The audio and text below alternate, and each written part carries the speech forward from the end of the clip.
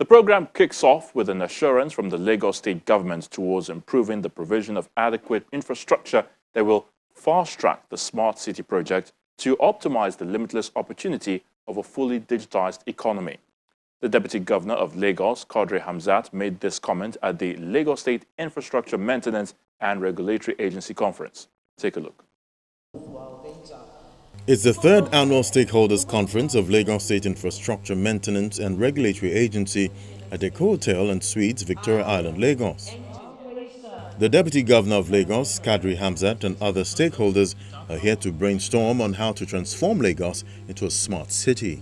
Key initiatives around the utility infrastructure. The General Manager of LASIMRA set the tone of the event, highlighting the state government's commitment towards driving economic growth through the adoption of technology and data analysis.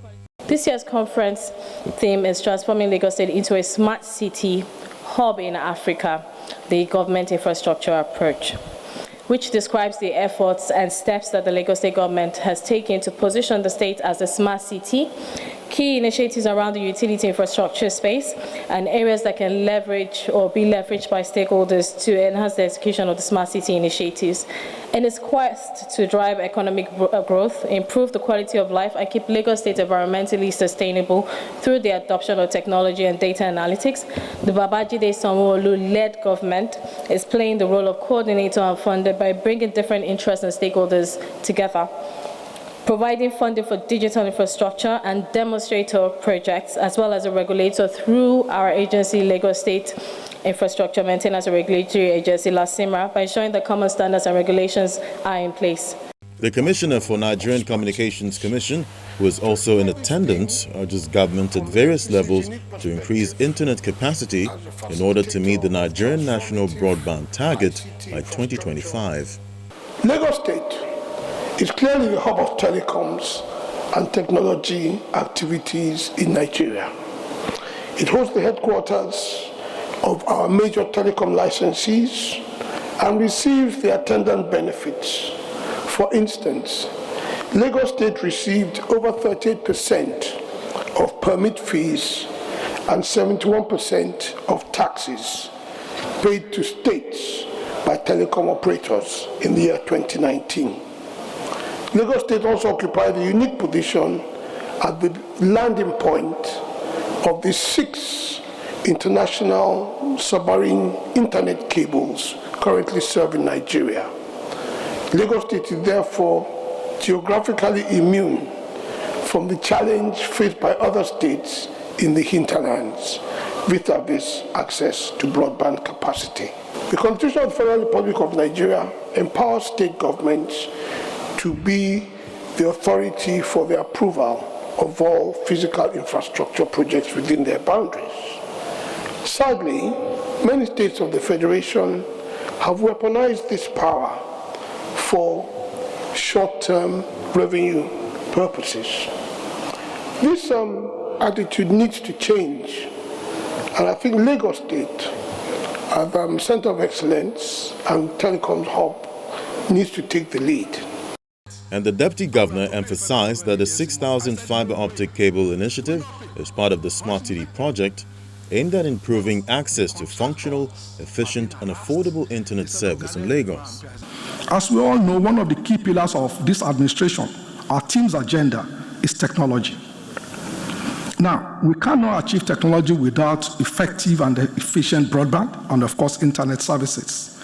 You will notice that a few weeks ago, we relaunched our state residents card because now that card now has 28 applets. There's the transport applets.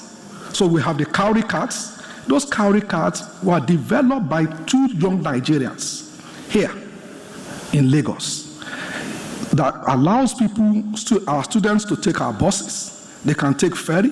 And when the train, that engineer, Mrs.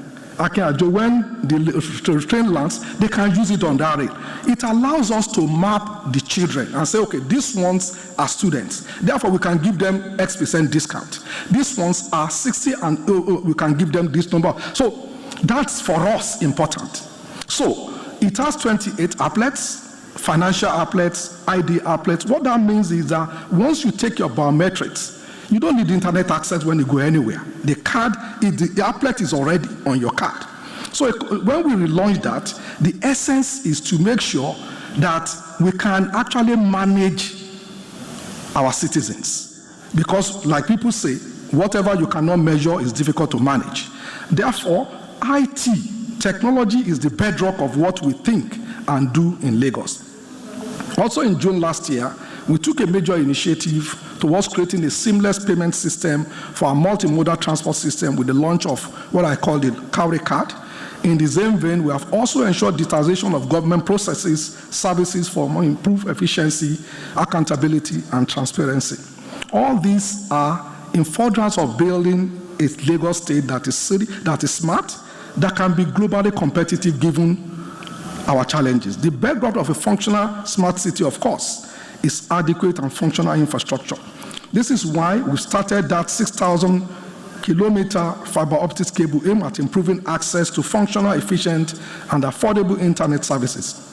Now, I think it is heartwarming that a lot of private companies are taking this opportunity to bring good things to Lagos. A good example is the landing of the new Equano cable system that just landed back in Lagos some few months ago.